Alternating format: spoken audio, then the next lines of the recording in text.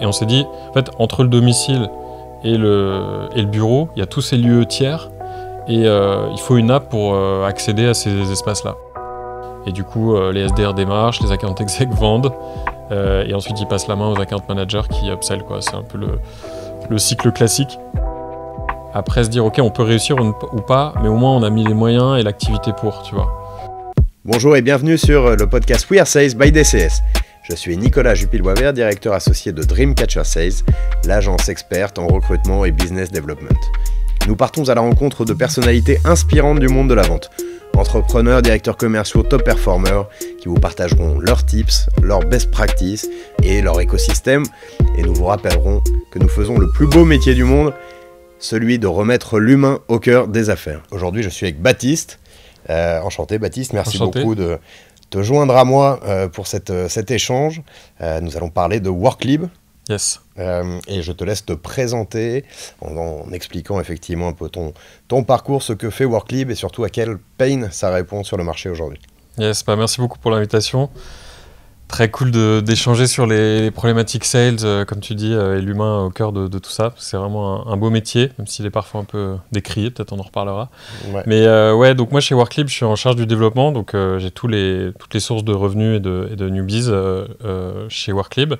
Worklib, en deux mots, c'est le partenaire des entreprises sur les espaces de travail flexibles. Donc en fait, on s'occupe, ça répond à différents pains, mais en gros, on essaye de décharger les entreprises de toute la gestion de leurs espaces de travail au quotidien, avec un accès assez fort sur aussi l'humain, l'usage. Notre idée, c'est aujourd'hui, on est dans un monde flexible, on a une liberté de choix de lieu de travail qui est quasiment totale. On peut travailler un peu d'où on veut, quand on veut, pour la plupart des métiers, en tout cas ceux qui nous intéressent. Et du coup, l'idée, c'est de dire il faut qu'on soit capable notre mission, c'est d'apporter le bon lieu de travail au bon endroit, au bon moment, avec les bonnes personnes. Okay. Et que ça, ce soit au service du collectif. C'est très important pour nous. Donc, en gros, ça se traduit par quelques métiers un peu d'accompagnement, de conseil sur le travail hybride, sur comment bien caler ma stratégie de travail flexible ou d'espace flexible. Et après, on a une app. Le cœur du réacteur, c'est une plateforme où tu as en gros la capacité d'accéder à tous les espaces de travail flexibles du monde. On a un réseau mondial d'espaces qu'on peut appeler de coworking, mais qui sont en gros des opérateurs de gestion et de location d'espaces de travail. Et l'idée, c'est que tu aies accès en one-stop shop à tout le réseau d'espaces, donc tu as à peu près 20 000 espaces dans le monde. Et tu peux aussi gérer sur la plateforme tes espaces internes pour organiser le roulement et la réservation des espaces chez toi. Tout ça se déverse entre guillemets dans un planning collaboratif où du coup tu sais quelle équipe et à quel moment dans la semaine, à quel moment tu as des chances de trouver des gens au bureau, ou quel off-site tu peux faire dans un cowork, etc. Ok. Et où ils sont en temps réel C'est ça. Ok. En gros, tu as une app et tu as tous les espaces de travail du monde à ta disposition en quelques clics. Tu as le suivi de tout ce que fait ton équipe dans ces différents lieux pour que, en gros, l'espace de travail en quelques clics soit à ton service et que après tu puisses bosser efficacement et aussi réduire tes coûts parce qu'on se rend compte, nous notre promesse aussi c'est en étant plus efficace dans la gestion de ces espaces, ça te permet aussi de réduire tes coûts de payer quasiment que à l'usage les espaces que tu utilises, quoi. D'optimiser tout ça, et effectivement c'est un sujet qu'on voit quasi systématiquement maintenant, et avec les notions de télétravail qui sont généralisées depuis le Covid et 2020 en particulier, j'imagine que c'était un bon booster, mais l'aventure n'a pas commencé là pour toi sur ces sujets-là, puisqu'avant ça il y avait Nomad. Ouais, c'est ça. Alors effectivement, donc nous j'étais cofondateur d'une boîte avant qui s'appelait Neonomad, qui existe encore mais qui est en train de disparaître progressivement, mais le site web est toujours dispo et la marque existe encore. Et en fait, moi, si tu veux, j'ai commencé il y a plus de 10 ans en fait, sur le sujet. On était assez pionniers, assez précurseurs. Un peu sur le même constat que ce que tout le monde a fait pendant le Covid, mais nous, un peu en avance de phase, en se disant, OK, maintenant, les technologies de l'information se développent, on peut bosser à distance, concrètement, on a les outils pour. Donc, pourquoi est-ce que tous les matins, on se fait 45 minutes de RER dans des transports bondés pour aller ouvrir un ordinateur sur un open space, quoi. Donc on était un peu parti de ça, nous, au départ, en se disant, ok, si on peut éviter aux gens de faire ça, même ne serait-ce qu'une ou 2 fois par semaine, on a déjà apporté vraiment quelque chose à la société, à l'efficacité, au vivre ensemble, à limiter les burn-out, les turnovers, enfin il y a plein d'effets de bord hyper positifs, bref. Et du coup, on a commencé par accompagner des boîtes sur le télétravail, donc très tôt, sur comment on met en place le télétravail dans les boîtes, pour que ça s'organise bien, etc. Donc plutôt avec des early adopters du télétravail. Maintenant, tout le monde fait un peu du télétravail depuis le Covid. Et après, on a vu émerger le coworking, qui était aussi assez embryonnaire à l'époque. Et on s'est dit, en fait, entre le domicile et le bureau, il y a tous ces lieux tiers. Et il faut une app pour accéder à ces espaces-là. Donc on a créé Neonomad sur cette base-là. On a démarré là-dessus. Et après, pendant le Covid, on a vu l'accélération du mouvement. On s'est dit, OK, en fait, avec l'hybride, etc., ce phénomène est en train de s'amplifier 5-10 fois. Le coworking a aussi bien monté depuis. Donc, comment est-ce qu'on fait pour accélérer cette dynamique, passer à l'international, enfin vraiment retrouver un peu un nouveau souffle après le Covid, parce que nous, on était stand-alone, on avait assez peu levé, donc on était à l'équilibre, mais tu vois, on sentait qu'on avait envie de passer la seconde ou la troisième ou la quatrième. Et et là, on a rencontré Worklib qui s'était lancé pendant le Covid, qui avait la même ambition que Neonomad sur la partie externe, mais qui gérait aussi tout l'hybride, les espaces internes, enfin un scope beaucoup plus large. On a vachement accroché avec les fondateurs aussi, bref, toute la dimension, tout le projet, la vision. Et du coup, on a intégré Worklib, on a vendu Neonomad et on a fusionné avec Worklib il y a un peu plus d'1 an là. Donc, un peu plus d'1 an, en 2023, c'est ça? Exactement. Top, belle histoire, ouais. Effectivement. J'imagine qu'il y a des projets encore nombreux de développement aussi chez Worklib désormais. Justement, alors on va s'attarder un petit peu sur la partie sales évidemment, c'est ça qui va nous intéresser en premier lieu. Toi, ton rôle aujourd'hui chez Worklib, du coup, il commence où, il s'arrête où? Alors moi j'ai pris du coup la partie sur laquelle j'étais peut-être le plus expérimenté chez Neonomad, c'est-à-dire les ventes. Donc moi j'étais cofondateur chez Neonomad et je m'occupais beaucoup des ventes, les plus gros clients. On a eu la spécificité d'être assez grand compte chez Neonomad. Nos clients c'est tu vois, Capgemini, Atos, Generali, Allianz. Enfin, c'est plutôt des grosses structures, ce qui est parfois un peu atypique pour des startups parce que on sait que les grands comptes, ça prend vraiment du temps. Mais comme nous, on avait un long historique sur Neonomad, et qu'on avait pas mal de boîtes qu'on avait accompagnées sur le télétravail, tu vois, on avait pris ces contacts et on avait eu l'occasion d'avoir ce temps long un peu avec les boîtes, parce que les sujets télétravail, hybride, flexibilité immobilière, c'est des sujets de temps long. Bref, et du coup, moi, j'avais beaucoup bossé cette partie-là, je la connaissais bien et j'étais sans doute la meilleure personne pour driver ça. Donc quand on a fusionné avec les dirigeants Worklib, on s'est dit, OK, qui prend quoi? Et moi, du coup, j'ai levé la main, je dis, moi, les sales, ça m'intéresse, j'ai envie de le faire. J'avais jamais eu l'occasion chez Neonomad de vraiment structurer une équipe sales aussi, sous moi, parce qu'on avait moins les moyens, etc. Donc, t'avais eu jusqu'à 2 sales, si je dis pas de bêtises? Ouais, on était monté. Alors après, il y avait une équipe qui est un peu plus transactionnelle, qui est montée un peu plus, mais oui, effectivement, en vraie vente, un peu... tu vois, chasse, outbound et tout, on était monté à 2, moi plus 2 personnes. Ouais. Donc c'était assez peu finalement pour attaquer le marché qu'on voulait attaquer. Et donc c'était l'occasion de faire ça. Et en plus, chez Worklib, il y avait la dimension aussi internationale. Donc moi j'ai tout le développement business, donc du revenu, quoi, de l'ARR classique, startup, SaaS, quoi. Et du coup, ça c'est en gros... toute la partie account management, croissance en upsell, toute la partie newbies, croissance en nouveaux clients, okay. Et l'international sur lequel on avance pas mal aussi là depuis quelques mois. Et voilà, moi je pilote ces 3 grands pans d'activité de croissance, quoi. Et les partnerships, j'oublie ça. Et les partnerships, ouais, effectivement. Ok, et aujourd'hui, du coup, il y a 11 sales, dont toi. Ouais, c'est ça bouge constamment, donc oui. je pourrais pas... Une grosse dizaine, disons. Mais voilà, il y a une belle équipe d'une dizaine de sales, avec aussi une répartition, du coup, pareil, newbies, account management et partnership.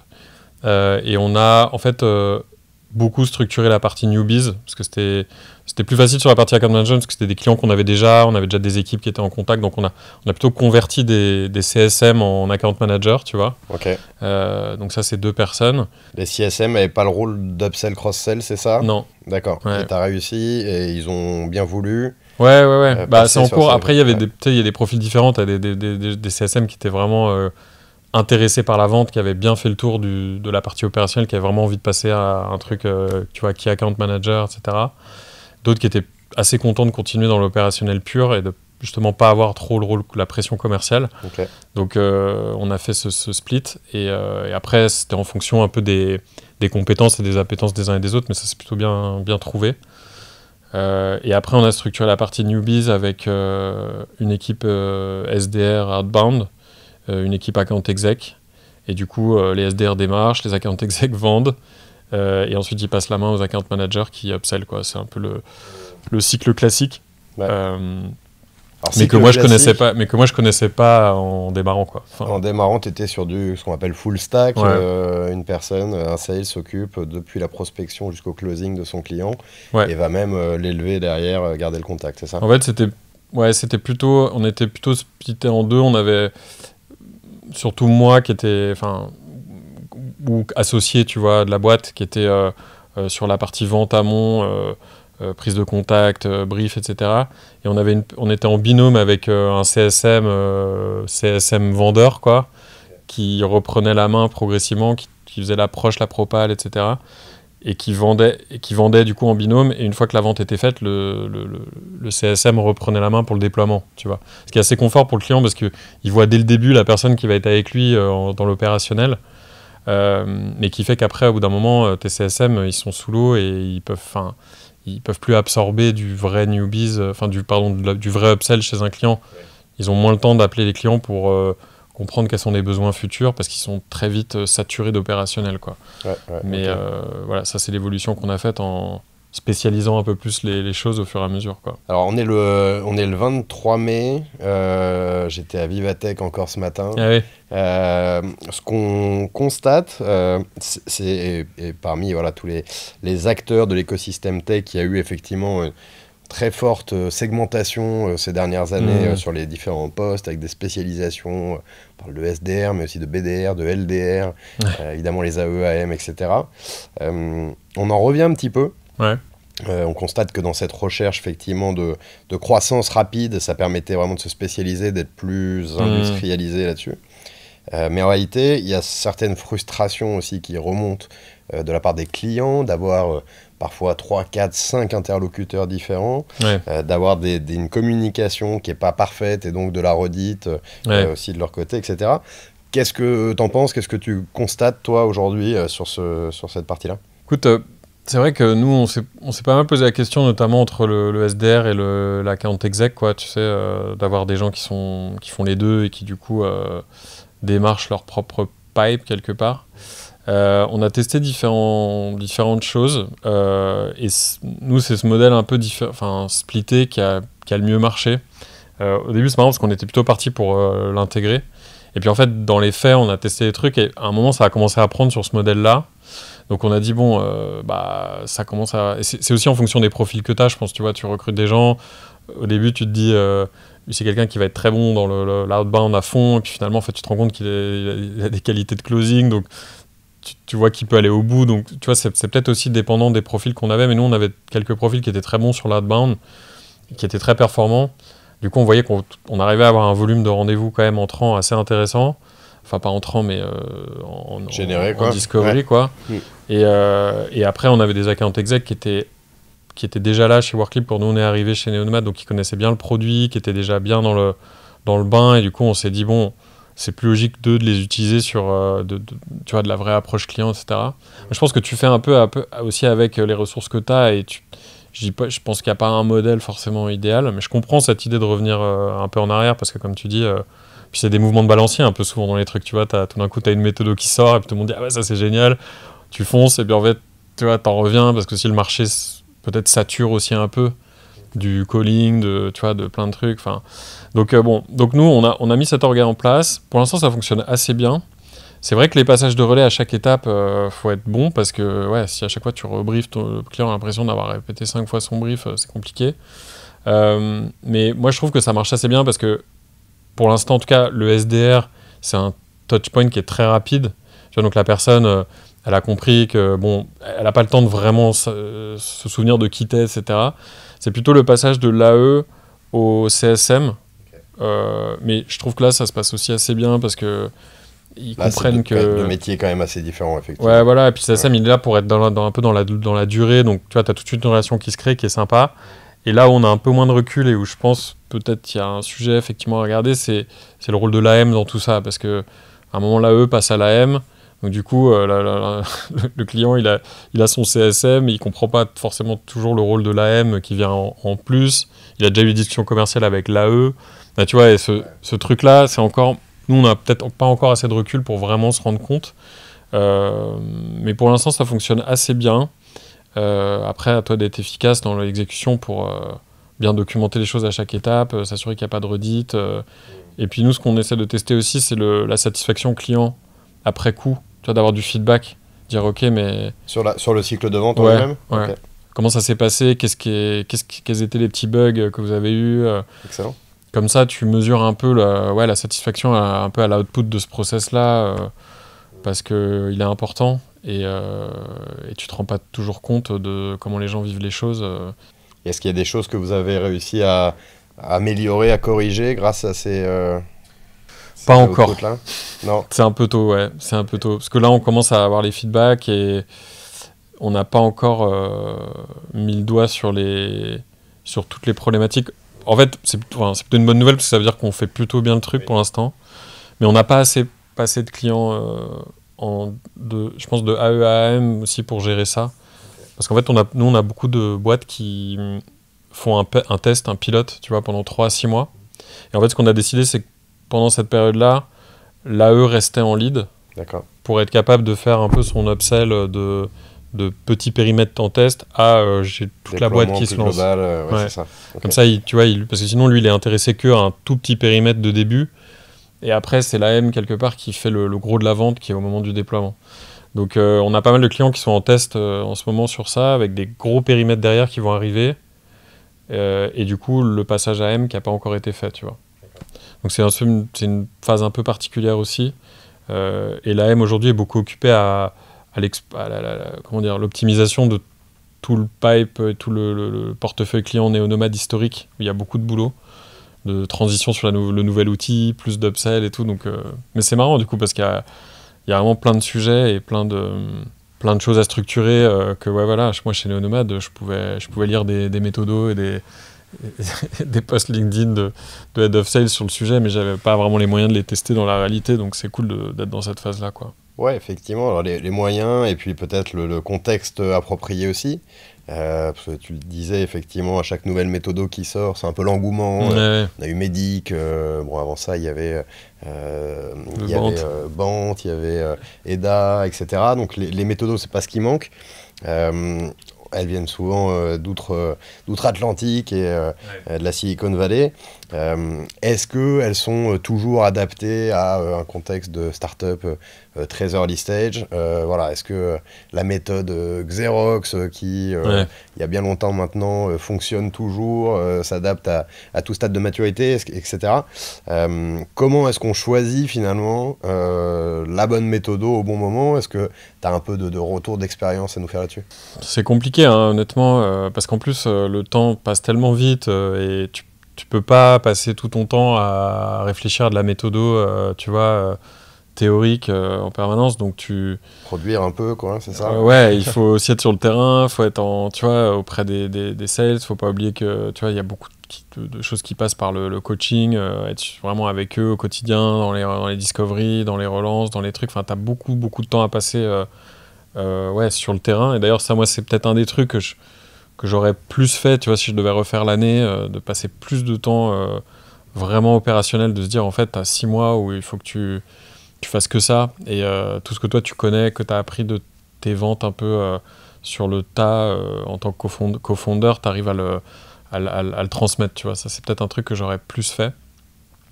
Mais ouais, du coup, si tu passes l'idéal, ce serait d'avoir une revue de toutes ces méthodes-là avant de lancer ta boîte, réfléchir à vraiment comment tu vas faire le truc, et puis après, de lancer ça avec déjà tes templates, tes trucs d'évaluation, tu vois, quelles sont les compétences que tu cherches. Ça, c'était beaucoup le bouquin dont on avait parlé, là, le Sales Acceleration Formula, tu vois, qui est vachement intéressant en théorie, mais tu vois, tu as toute une partie de la méthode qui est recruter les bons profils sales avec les bonnes qualités que tu cherches toi à ton stade de développement, justement de coachabilité, etc. Mais le problème, c'est que souvent, toi, nous, quand on est arrivé chez Neonomad, après la fusion Neonomad Worklib, il y avait déjà une équipe en place, donc tu es souvent déjà ongoing, tu vois, dans les projets. Et du coup, tu peux pas recruter from scratch toute la team, tu essaies de comprendre, tu vois, les profils que tu as et d'adapter. Ouais. Mais et c'est souvent comme ça dans les startups, tu vois, t'as assez peu de gens qui ont vraiment le temps et la possibilité de prendre du recul, de dire ok, je fais une pause d'1 mois où je fais que ça et après je me lance. Mais c'est ça qu'il faudrait faire, hein. Idéalement, je pense que ce serait vraiment l'idéal, ce serait de pouvoir dire je fais une pause d'1 mois sur l'opérationnel pour être plus efficace pour la suite et je structure tout et après je déroule, quoi. Mais voilà, donc ouais, sur les méthodos, moi on s'est pas mal aussi entouré de gens qui avaient fait, tu vois, dans d'autres boîtes, ex-head of sales, qui avaient déjà testé pas mal de trucs. Une des choses que moi qui m'a le plus convaincu, c'était aussi, tu peux avoir autant de méthodos que tu veux, etc. Et c'est bien de le faire, c'est bien de prioriser du temps là-dessus, parce que ça t'éclaire et tu peux mettre en place des choses concrètes qui sont intéressantes, qui sont utiles, comme toutes les méthodes dont on parle. Mais il y a quand même une vérité sur la production, tu vois, quotidienne, la productivité, l'activité sales, qu'il faut regarder très vite. Et moi, c'était un des trucs sur lequel on a beaucoup bossé chez Worklib, c'est qu'on se rendait compte quand même que dans l'intensité qu'on mettait, sur le nombre de calls, sur le nombre de touchpoints avec les clients, sur le nombre d'actions qu'on menait, tu vois, commercial, vraiment terrain, on était un peu dans un faux rythme, tu vois, à un moment. Et on s'est rendu compte qu'il fallait qu'on monte le niveau là-dessus, que pour ça, il fallait quand même suivre au quotidien ce que les gens faisaient pour mettre ce rythme-là. Et du coup, on a mis en place des managers un peu de transition pour aider à suivre vraiment l'activité quotidienne. Des outils de pilotage un peu ouais, précis, qui regardaient un peu les stats, HubSpot, les trucs, etc. Et tu vois, en remontant progressivement le truc, l'exigence, on s'est rendu compte que ouais, on passait trop de temps parfois sur justement du process, tu vois, de la documentation, de trucs où c'est utile, mais bon, tu vois, c'est parce que aussi tu procrastines un peu les trucs que tu n'as pas envie de faire. Ouais. Et en mettant un peu plus cette couche-là et cette pression-là, et en étant un peu benchmarké aussi de l'extérieur, en disant, bah, tu vois, nous, quand on l'a fait, quand on est monté dans telle boîte qu'on gérait avant à tel niveau de productivité, c'est là qu'on a commencé à voir les résultats. C'est vrai que ça a quand même pas mal aidé pour se rendre compte qu'en fait, on n'était pas encore au bon niveau. Et d'abord, travailler vraiment le quotidien, tu vois, semaine après semaine, les semaines types, sur quoi on bosse, à quel moment, check-in, check-out, tu vois, des trucs un peu de base, mais qui aident à vachement rythmer les choses. Je trouve que ça a quand même pas mal aidé pour après se dire, ok, on peut réussir ou pas, mais au moins on a mis les moyens et l'activité pour, tu vois. Et ça, je pense que c'était un des premiers sujets qui a été un peu une réalisation pour moi. Et après, on a mis en place ces choses et c'est pas encore complètement, tu vois, c'est jamais complètement parfait, mais au moins j'ai l'impression qu'on a vraiment step up sur ce sujet-là, quoi. Top, donc effectivement, ouais, toi, quand t'es arrivé, il y avait pas mal de chantiers à mettre en place. Donc là, tu viens nous parler effectivement de la structuration de l'organisation, semaine après semaine, de réussir à faire augmenter un peu le volume en production côté sales. Pas mal de chantiers, évidemment, au cours d'une fusion, voilà, des équipes qui étaient déjà en place. Comment ça s'est passé, comment ça a été vécu aussi pour les équipes à la fois de Neonomad et de Worklib? Ouais, bah alors c'est vrai que c'est un contexte de fusion, c'est toujours très particulier. Moi, j'avais jamais vécu ça avant. Et côté sales, bon, l'avantage c'est qu'on n'avait pas une équipe sales très importante chez Neonomad, donc l'équipe était surtout existante Worklib. Et il y avait notamment une personne qui venait d'arriver en head of sales, qui venait d'une grosse boîte américaine, tu vois, classique, avec vraiment les méthodos ultra rodés. Ouais. Et c'est vrai que c'est quelqu'un qui a apporté beaucoup sur pas mal d'aspects, mais peut-être qui a essayé de mettre en place des méthodos justement trop formatés, dans un moment où on était hyper encore en recherche de notre product market fit, tu vois, parce qu'en fait, à la fois dans notre marché et à la fois parce que tu fusionnes de produits et de pools de clients existants, tu as toute une phase d'incertitude où tu sais plus trop, est-ce que tu es grand compte, est-ce que tu es mid-scale, est-ce que tu vas chercher des personnes à RH ou immobilier, enfin, est-ce que finalement tu te focuses plus sur la gestion interne des espaces ou sur la partie coworking externe, tu vois, dont je parlais en introduction. Et puis c'est un marché qui, après Covid, bouge très vite. Tu vois, est-ce que tu es sur le marché de l'hybride? Est-ce que tu es sur le marché de la gestion d'agenda? Est-ce que tu es sur l'immobilier flexible? Est-ce que tu es un broker? Enfin, donc, bref, je pense que tout ça fait que tu as besoin d'être très, très adaptable très vite. Et quand tu poses des méthodos très standards qui viennent juste en faisant un copier-coller de ce que tu faisais chez Salesforce ou chez HubSpot ou autre, c'est compliqué parce que les gens sont un peu perdus. Les sales ont plutôt besoin d'être accompagnés au quotidien sur chaque discovery, chaque call, tu vois, pour essayer d'accrocher le bon pain, bien comprendre, réadapter le pitch s'il y a besoin derrière, parce qu'en fait tu sens que t'es pas tout à fait bon, etc. Donc bref, c'est des phases où c'est assez, ça peut être assez anxiogène si tu essayes de faire rentrer un peu des carrés dans des ronds, quoi. Ouais. Et voilà, et c'est un peu ce qui s'est passé au départ, au moment de la fusion. Donc nous, quand on s'est un peu rendu compte de ça, on n'a pas renouvelé avec la personne qui était en place. Et moi, j'ai repris les sales en direct, du coup, à ce moment-là. Et ce que j'ai essayé de faire avec l'équipe, c'était ce qu'on a appelé un peu un reset, tu vois, c'est-à-dire on remet tout à plat. Voilà, on remet tout à plat, on se fait un gros workshop où on se dit tout, on déballe son sac un peu de tout ce qu'on a vécu, parce que souvent tu as pas mal de tensions qui ont été un peu emmagasinées à ce moment-là. On explique aussi quelles sont un peu nos forces, un peu nos super pouvoirs, tu vois, les trucs sur lesquels on est bon, en tout cas les trucs sur lesquels on prend du plaisir, tu vois, parce que je pense que c'est important après quand tu replaces les gens dans leur rôle de se dire ok, là on a une personne qui est super bonne sur je sais pas, la relation client, la capacité à créer une relation, une interaction et de la confiance avec les clients qui est vachement dans l'humain, alors que tu as quelqu'un d'autre qui est super bon sur les process par exemple, tu vois.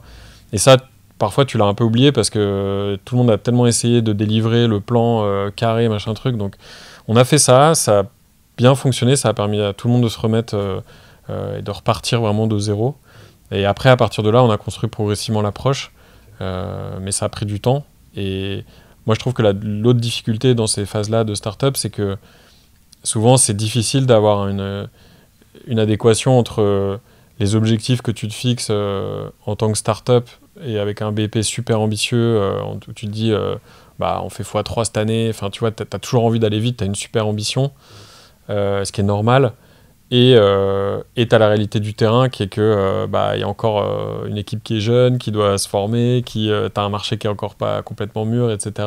Tu as 2 boîtes qui fusionnent, enfin tu vois, tu as quand même énormément de sujets à traiter. Et donc je trouve que ce qu'on a plutôt bien fait aussi à ce moment-là, c'était de dire ok, on repart sur des objectifs un peu plus... Enfin, ça on l'a fait en plusieurs étapes, mais réalistes, qui viennent du terrain, qui sont... partagé avec toute la team, et tu essaies de trouver un bon compromis entre tu vois, l'exigence très forte que tu dois mettre de performance et la réalité du terrain qui est tu peux pas encore dire que tu es encore dans une phase de scale quand ça fait 3 mois que tu viens de fusionner et que les plateformes se sont même pas encore connectées l'une à l'autre, quoi, tu vois. Au niveau technique, ouais. Ok, et alors du coup ça m'évoque une question.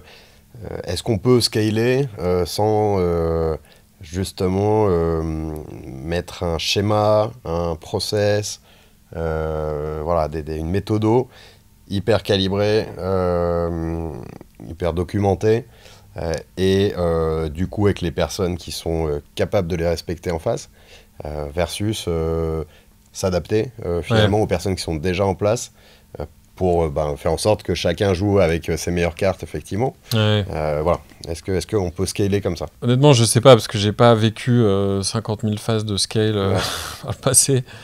Et puis voilà, qu'est-ce que c'est que le scale, quoi? À quel moment on sait qu'on est dans le scale? Mais moi, je pense que, en tout cas, les méthodos, sans les gens qui sont capables de faire, ça sert à rien, c'est sûr. Donc passer beaucoup de temps sur ce qu'on disait tout à l'heure, sur la méthodo, tant qu'on sent pas que au niveau du quotidien de déjà ta première équipe cœur, tu vois, tu sens que ça tourne, tu sens que ça marche, tu sens qu'il y a un truc qui se passe, que les SDR nourrissent suffisamment les AE, qui eux derrière vraiment, tu vois, ont des leads qualifiés, qui transforment plutôt bien dans des temps corrects, tu vois, que ça a été bien sourcé côté growth, enfin, tu vois, que cette mécanique-là, tu sens qu'elle commence à fonctionner. Je pense que tant que tu n'as pas ça, c'est même pas la peine de parler de scale et d'essayer de vraiment documenter au cordeau chaque petite virgule d'un mail automatique qui est envoyé après la phase X, enfin, tu vois. Donc je pense que moi, c'est un peu comme ça qu'on est en train d'avancer, parce que voilà, on n'est pas encore, je pense, complètement dans la phase de scale internationale qu'on vise, mais je pense que ça, déjà, c'est vraiment le premier truc. Et une fois que tu sens que ça fonctionne bien, là, ouais, tu commences à documenter. Tu te dis, OK, si je devais recruter, si je devais faire x2 sur mon équipe sales demain, comment je onboarderais les gens facilement, comment je les ferais monter en compétences rapidement, pour pas qu'ils aient eux aussi à passer 6 mois en shadow pour apprendre chaque ficelle du métier. Donc je pense que c'est un peu l'étape dans laquelle on est en ce moment, où on a tu vois, ces voyants qui se mettent au vert sur cette partie de ton noyau dur, mais tu vois, on est une dizaine de sales, c'est pas encore un scale, quoi. Le scale, c'est quand tu commences à passer de 10 à 50, quoi, tu vois. Ouais, exactement. Donc je pense qu'on est un peu tôt, nous, pour vraiment se prononcer sur ce qu'il faut, mais j'ai l'impression qu'on est sur la bonne étape de OK, là, on sent qu'il y a un truc, il y a un type de cible qui commence à bien marcher, on sent que là, tout de suite, les gens comprennent, tu vois. Nous, on bosse beaucoup les boîtes qui ont des politiques remote très, très flexibles, pas mal de boîtes en full remote, ou alors qui ont pas mal de scale-up qui se déploient dans des pays qui, elles, sont en phase de scale et qui, du coup, veulent aller très vite dans des nouvelles géographies. Et elles te disent, mais moi, pour moi, c'est du pain béni, quoi. Je vous confie mes recherches, vous me trouvez les espaces, moi, je m'occupe du business, d'aller chercher les clients, de ce qui compte.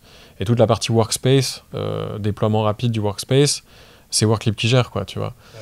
Et ça, c'est vrai que dès qu'on est sur ces cas clients parfaits, là, la vente, quoi. Elle est... Là, tu te dis, c'est easy, quoi. Tous les rouages se sont mis en place ou finissent de se mettre en place. Et aujourd'hui, vous savez effectivement ce qui fonctionne, là où vous allez pouvoir accélérer demain, quoi. Ouais. Et alors, sans parler maintenant de méthodo, de process, etc., c'est quoi pour toi un bon sales? C'est quoi les qualités indispensables pour être un bon sales en B2B? C'est marrant parce que moi, c'est une question que je pose en entretien souvent, pour voir un peu la réponse. Ouais. Moi, un des trucs qu'on m'a... Parce que moi, j'étais pas sales au tout départ, avant de lancer Néo-Nomade, j'étais plutôt dans le conseil.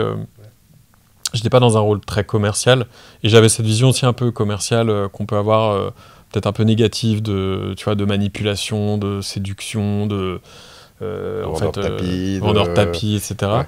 Et en fait, j'ai discuté de ça avec un coach qui m'avait dit, tu sais, moi, la première qualité d'un sales, pour moi, c'est la capacité d'écoute, tu vois.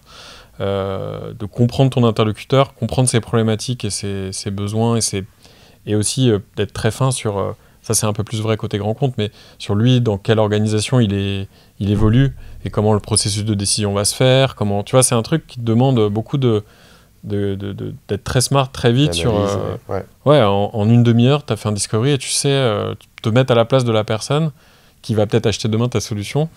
Et tu lui as pas vendu parce qu'il veut te faire plaisir, mais tu l'as vendu parce que ça répond vraiment à un de ses enjeux, tu vois. Ouais. Et ça, je trouve que moi, ça m'a un peu ouvert les yeux. Je me suis dit, putain, mais ça, en fait, c'est hyper intéressant.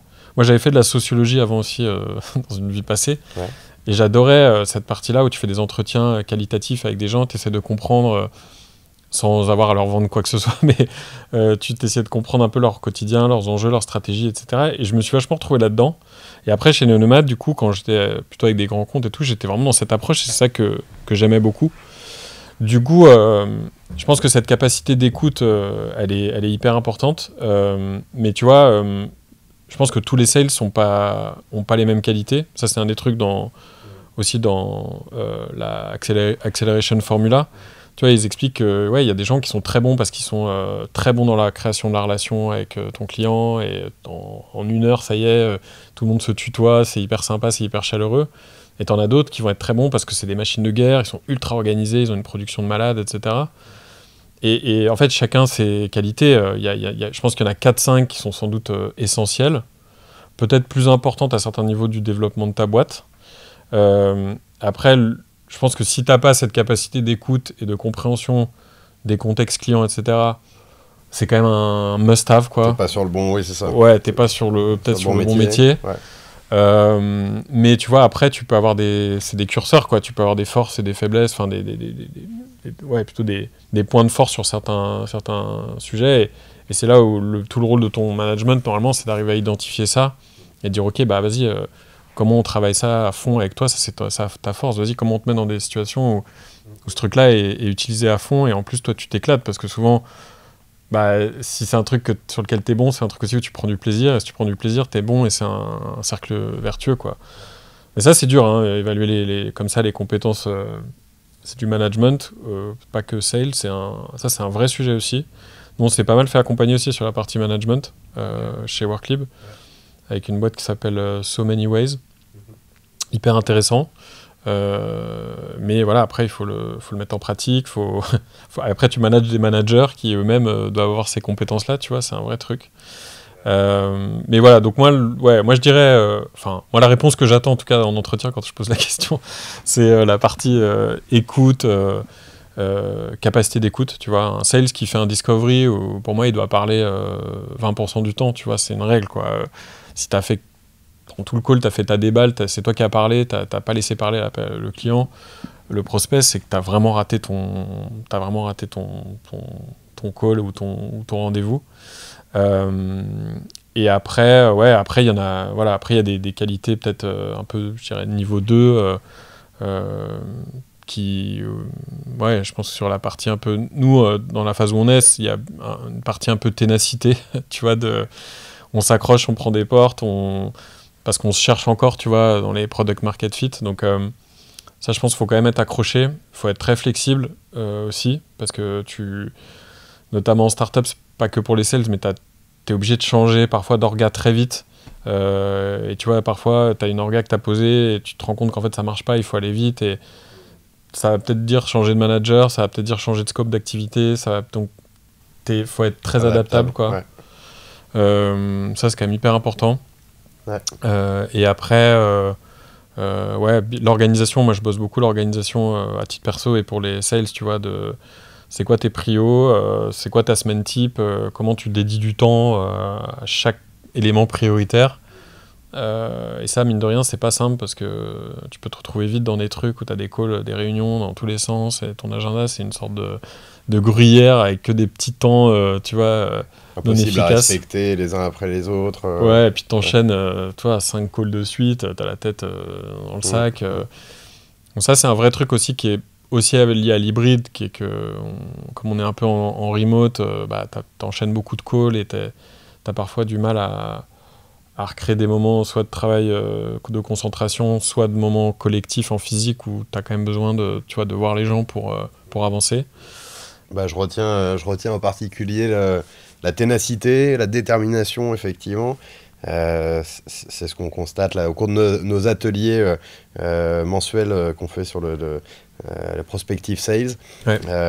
C'est ce qui ressortait du dernier là, c'est aujourd'hui un bon sales, il a besoin d'avoir 2 choses et c'est des choses qui sont un peu passée qui était beaucoup plus présente. Alors ça vient peut-être du management, effectivement, ça vient peut-être des premières expériences, de la façon dont les cycles de vente sont très structurés, découpés, etc. Mais c'est voilà, la proactivité, la capacité à tenir dans la durée, effectivement. Voilà, la combativité, finalement, c'est un peu ça. Ouais. Et puis, effectivement, derrière, la capacité aussi à s'organiser pour être le plus efficace possible. Donc ça se recoupe bien avec ce que tu viens de dire. Ouais. Ouais. Et moi, il y a un truc aussi que qui rejoint un peu sur la partie capacité d'écoute, etc., mais que je trouve assez vrai, c'est la capacité de vraiment comprendre ce que vit ton interlocuteur et les personas, être un peu un expert, devenir un peu un expert du persona. Tu vois, nous, on est beaucoup côté RH, office manager, ou immobilier dans les grosses boîtes. Faut comprendre ce que c'est que le quotidien d'un office manager qui doit gérer tous les bureaux, la recherche de bureaux, je sais pas, l'organisation d'une réunion pour un off-site, etc. Il faut vraiment arriver à comprendre ce que ces gens-là vivent au quotidien pour vraiment être là comme un soutien et comme des gens qui vont être un peu une béquille pour eux, tu vois, avec un outil qui va leur simplifier la vie, quoi. Et ça, c'est pas simple. Et je trouve que parfois, en sales, on va un peu vite. On essaie tout de suite de prendre le rendez-vous, on essaie tout de suite de comprendre le pain.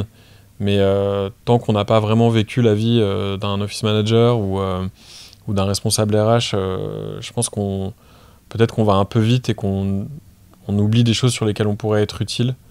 Donc ça, j'ai pas la réponse idéale. Je sais que ce qu'il disait chez HubSpot, c'est qu'il faisait passer les new joiners une semaine en tant que responsable marketing à faire leur propre blog. Et, ma vie. Ouais.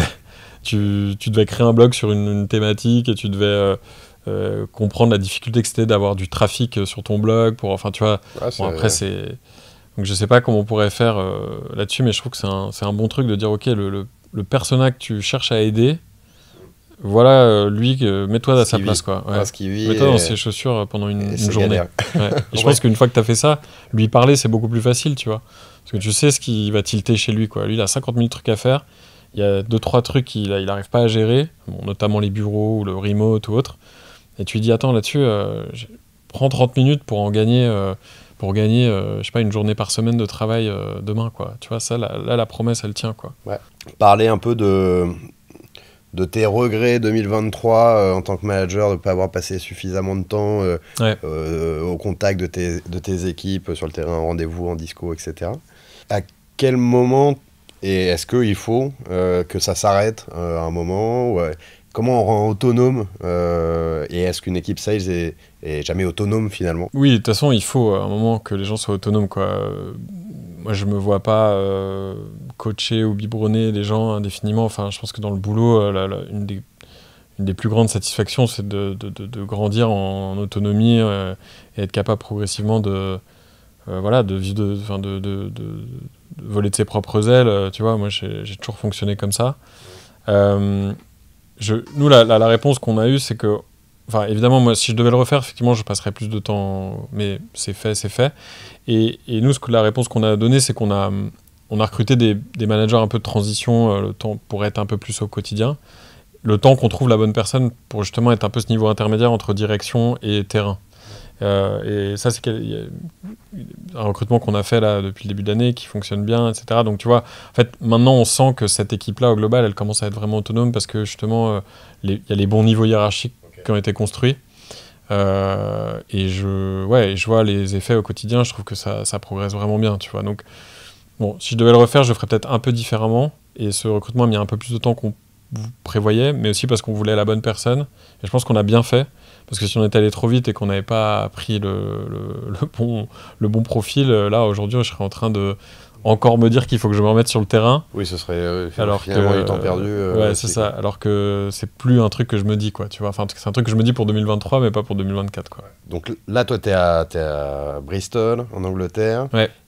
Vous êtes pas mal en remote dans les équipes au global. Ouais. Comment on fait, c'est quoi les meilleures pratiques en remote pour essayer de mettre en place peut-être des rituels, se voir de temps en temps, comment on s'organise? Il y a plus en plus de boîtes qui sont full remote, Ouais. certaines qui y sont passées, qui n'ont pas réussi. Qu'est-ce qui fait qu'on réussit ou qu'on échoue en full remote? C'est quoi la secret sauce là-dessus? Bah, déjà, tu télécharges Worklib pour organiser ça. Premier bon point. Non, mais c'est un vrai sujet, c'est un très gros sujet, l'organisation de l'hybride, du remote, et c'est le truc qu'on essaye de bosser avec les boîtes aussi hein, pour réussir ce pari-là. Nous, l'un des trucs qui a bien fonctionné, c'est une politique remote bien définie. Mais il faut aller dans le détail de qu'est-ce que tu rembourses en frais de transport, combien de fois par mois tu dois venir ou semaine tu dois venir au bureau. Enfin, tu vois, tu essaies de vraiment définir des règles claires.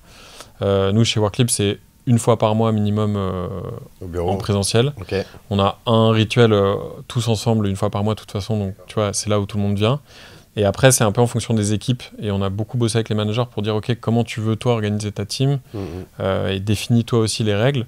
Et nous, ce qu'on fait beaucoup, on a mis l'accent sur un format qui s'appelle Team Connect, où en fait, toutes les 2 semaines, les équipes à minima se retrouvent, en physique, pas forcément la totalité des gens, mais on sait qu'on a un moment où si les gens veulent venir en physique, ils savent qu'ils sont là, on fait un point sur les objectifs, les OKR, etc. Et puis on combine ça avec tu vois, des temps informels, apéro, activités, machin, etc.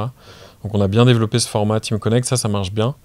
Et après, c'est beaucoup autour d'avoir des objectifs clairs et faire en sorte que les gens ne soient pas perdus quand ils sont un peu en remote. Le problème, c'est que tu peux un peu perdre de vue tu vois, ta feuille de route, etc. Et ça, si tu as des objectifs, des OKR bien définis, que c'est bien travaillé, en général, tu vois, tu peux tout de suite voir s'il y a quelqu'un qui décroche un peu, tu peux le voir assez vite et tu peux corriger le tir s'il y a besoin. Donc nous, on a vraiment mis l'accent là-dessus sur tant de moments collectifs informels et formels, management, définition des objectifs clairs et politique remote bien définie, quoi. Et après, c'est itératif, hein, tout n'est pas parfait jamais du premier coup, il faut être assez humble. Et voilà, et si tu as l'humilité d'avancer et de corriger le tir en cours de route, en général, tu arrives à quelque chose de cool. Et d'harmonieux pour toute l'équipe, quoi. Exactement. On a pas mal parlé effectivement de la genèse de Néonomade, de Worklib, effectivement tous ces sujets de structuration, de développement, les perspectives aussi. Si on devait revenir en arrière sur une des belles ventes dont tu es fier ou parmi tes équipes ou au contraire une vente catastrophique, est-ce qu'il y a un souvenir comme ça qui te revient en tête? Ouais, y a une anecdote marrante récemment qui est qu'on travaille avec un prestat néerlandais pour le déploiement de nos marchés internationaux.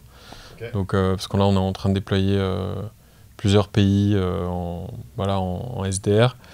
Donc eux s'occupent des marchés, nous créent du lead sur quelques géographies, quoi. Et en fait, du coup, moi c'est un réflexe que j'ai souvent, mais quand ces boîtes-là essayent de comprendre le pitch, la valeur ajoutée de la boîte, etc., je leur dis, écoutez, si vous voulez bien comprendre le truc, peut-être on teste avec nos personas, c'est souvent RH ou immobilier ou CFO, etc. Donc, laissez-moi faire le pitch à votre RH et je lui expliquerai comment fonctionne la solution. Petit rendez-vous. Voilà, un petit SQL gratuit, quoi. Enfin, vu que votre rôle, c'est de générer du SQL, on peut commencer par vous, quoi. Et donc, on a fait ce call là, il y a 2-3 semaines avec la RH qui était hyper sympa et qui nous a tout de suite dit moi, en fait, en Espagne, j'ai une vingtaine de personnes parce qu'on recrute beaucoup sur le marché espagnol. On ne veut pas prendre de bureau parce qu'on a juste un head office à Amsterdam. Du coup, les gens se débrouillent avec des notes de frais pour faire leur réservation en coworking. C'est un peu le bordel, c'est un peu compliqué. Et du coup, pour ça, l'outil qui permet d'accéder à tous les espaces avec un budget partagé, avec des fonctionnalités sociales et tout, c'est vraiment cool pour nous. Enfin, ça correspond vraiment à mon sujet du moment sur l'Espagne. Et comme je te disais tout à l'heure, elle, HR, lead d'une boîte de 100 personnes, son boulot, c'est pas de gérer des notes de frais de gens en coworking, tu vois, elle a d'autres chats à fouetter. Bref, et du coup, là, on vient de signer là, avec eux sur un test de 3 mois. Donc voilà, je trouvais ça marrant parce que je trouve ça cool aussi dans des écosystèmes où tu as des boîtes pour qui tu bosses ou qui bossent pour toi, mais en fait, à l'inverse, ce que tu fais peut être intéressant pour eux. Et du coup, on est tous clients, prestataires des uns des autres et on a tous nos spécialités, nos forces quoi, et nos offres et on se complémente, tu vois. Donc, et quand ça tombe juste comme ça... ouais, c'est cool. Et c'est pour ça, moi, j'essaie de signer, tu vois, on est client, je sais pas, Swile, Alan, enfin toutes les grosses boîtes, tu vois. Pour moi, c'est aussi des boîtes qui pourraient... Bah ouais, et du coup, dire, bah écoutez, on est client chez vous, est-ce que vous pourriez pas être client chez nous, tu vois, c'est marrant. Donc ça, c'était une anecdote assez sympa. Et c'est un truc, petite parenthèse, mais moi, j'essaie de dire aussi beaucoup aux sales, de dire, en fait, soyez créatifs aussi. Quand tu es en discussion avec quelqu'un, parfois, c'est pas une évidence, ça peut être un prestat, ou ça peut être quelqu'un qui te démarche, et tu peux lui retourner le truc, dire attends, toi tu fais partie d'une équipe sales, ça se passe comment chez vous Ah, mais vous n'aurez pas besoin de temps en temps de salle de réunion, d'espace. Ah ouais, bah tu peux me présenter à ta HR, et moi je te présente à la mienne, entre guillemets, enfin tu vois. C'est gagnant-gagnant, et effectivement, il faut savoir saisir toutes les opportunités, tant qu'elles sont pertinentes. Ouais, donc voilà, donc ça c'était une petite anecdote marrante, plutôt positive des dernières semaines. Et ouais, c'est cool de... Moi, je trouve ça cool aussi de bosser sur l'international. Je trouve que ça ouvre beaucoup de portes, de se dire que tu bosses pour des boîtes en anglais. C'est pas toujours facile, mais sur des marchés un peu internationaux, je trouve ça sympa parce que ça t'ouvre un peu l'esprit quand t'as bossé. Moi, je suis néo-nomade quasiment 10 ans sur un marché très national. Je trouve que c'est cool de tout d'un coup pouvoir voir grand. Et on a des raisins en ce moment en Italie, en Espagne, aux US, tu vois, des utilisateurs qui sont dans des espaces un peu dans le monde entier. Et tu me disais 25 000, agréable, quoi. C'est ça? C'est 20 000, mais ce sera 50 000 à la fin de l'année. Ah ouais, ok. Ouais, gros coup d'accélérateur, là. Ouais, mais il y a un gros travail en ce moment de sourcing, avec pas mal de réseaux d'espace. Puis on a tout le réseau Accor, parce qu'on est lié à Accor. Parce que le projet est né chez Accor au départ. Donc on a aussi tout le réseau Accor. On est bientôt partenaire de, tu sais, All, le programme de fidélité Accor, etc. Donc on a aussi des gros flux qui arrivent par ce biais-là, quoi. Avant-dernière question, un outil que tous les sales devraient avoir, selon toi. Hors CRM, qui est évidemment le classique basique. Ouais, c'est ça, ce que j'allais dire. Bon, évidemment le CRM. Mais nous, un des trucs qu'on a... Je parlais tout à l'heure de l'organisation du temps et le fait d'être vraiment un peu scientifique dans l'organisation de ta semaine, parce que chaque heure est importante, quoi. Et moi, il y a une méthode que j'ai utilisée qui est pas très complexe, mais qui permet d'analyser déjà, bien comprendre comment tu passes ta semaine, le temps que tu passes dans la semaine. Et il y a un outil que tu peux utiliser en freemium là-dessus qui s'appelle Toggl, qui est assez cool. Bon, en fait, c'est un truc où tu déclenches un peu des timings quand dans ta semaine, tu vois, pour... là, je bosse je suis sur mes mails, je réponds à un appel d'offres, là, je suis sur mes calls clients, enfin bref. Là, je suis en call interne, et ça te permet d'avoir un peu une radiographie du temps que tu passes, tu vois, sur une semaine donnée. Et après, ça t'aide à comparer ça à... Ok, je passe, je sais pas, 30% de mon temps là-dessus, 40% là-dessus, etc. Ouais. Est-ce que ça correspond à ce que je devrais faire? Est-ce que ça mérite? Oui, c'est ça. Ouais. Okay. Et ma target, tu vois, genre, je sais pas, ma target, c'est de faire... j'ai tel objectif, bah en fait, pour faire cet objectif, je pense qu'il faut que je passe 50% de mon temps là-dessus. Bon, bah, est-ce que c'est cohérent, quoi? Et souvent, tu te rends compte que non, parce que tu fais plein de trucs... Bien sûr. C'est un peu ton temps d'écran sur un iPhone. Et ça permet de vraiment discuter après, tu vois, en équipe et avec ton manager sur, ok, bah, comment je fais pour me bloquer des temps, être moins dispersé. Il y a un vrai problème d'attention, hein. On nous a un peu pété le cerveau avec les nouvelles technologies, tu vois, t'es tout le temps en train de papillonner à droite à gauche. Et après, comment tu peux dire que quelqu'un est vraiment à son niveau de performance maximale si son temps est déjà pas bien organisé et priorisé en fonction du travail qu'il a à faire, tu vois. Ok, Toggl. Donc ça, c'est cool, ouais, Toggl. Tu peux le faire aussi avec Google Agenda en bloquant des temps et en mettant des libellés.